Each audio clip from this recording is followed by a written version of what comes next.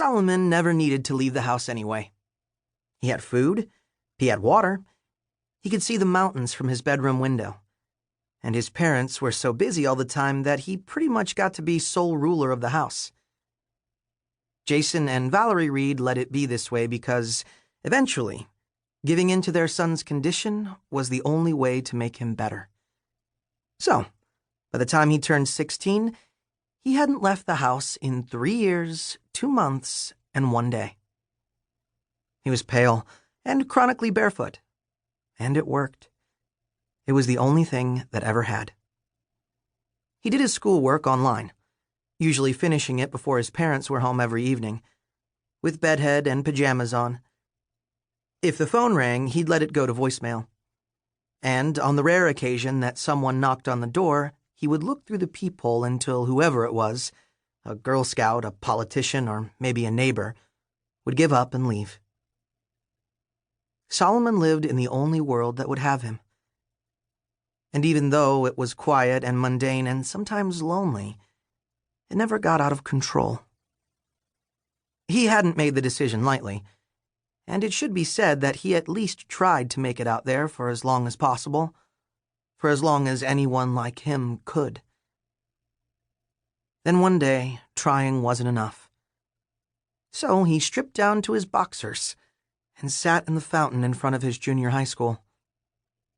And right there, with his classmates and teachers watching, with the morning sun blinding him, he slowly leaned back until his entire body was underwater.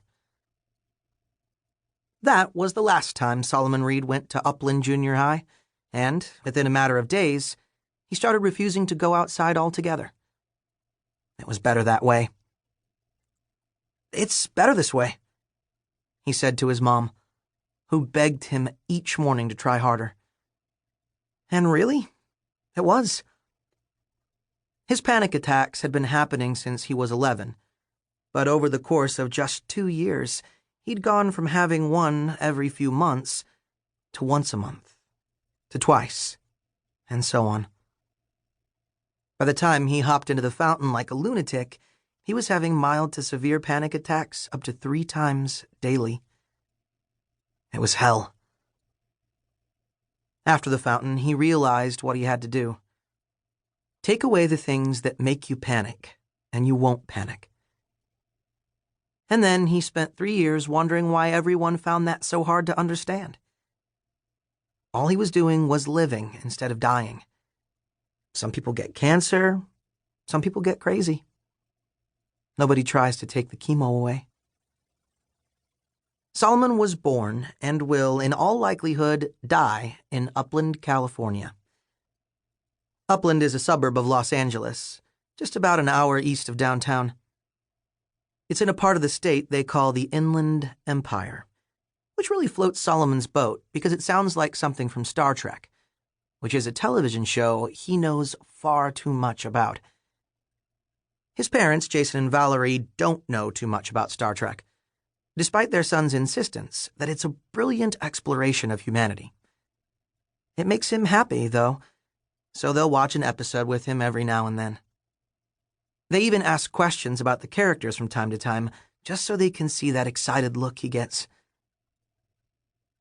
Valerie Reed is a dentist with her own practice in Upland, and Jason builds movie sets on a studio lot in Burbank. You'd think this would lead to some great stories from work, but Jason's the kind of guy who thinks Dermot Mulroney and Dylan McDermott are interchangeable, so most of his celebrity sightings can't be trusted. A week after he turned 16, Solomon was growing impatient as his dad tried to tell him about an actor he'd seen on set earlier that day. "You know, the guy with the mustache, from the show with the theme song." "That's every show on TV, Dad." "Oh, you know the guy, the gun guy." "The gun guy?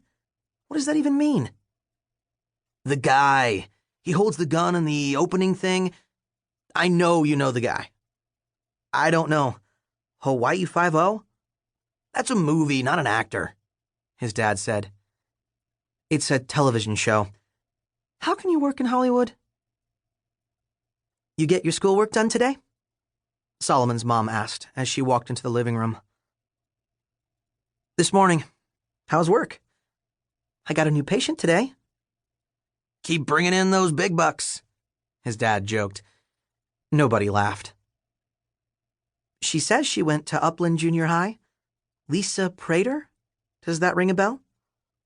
Nope, Solomon replied. Nice girl. Beautiful molars. But she's going to need to get those wisdom teeth out in a year or two, or she'll have to get braces all over again. Did you have braces? Solomon asked. Headgear. It was awful. Oh, it all makes sense now. You want to put others through the torture of your childhood. Don't analyze me.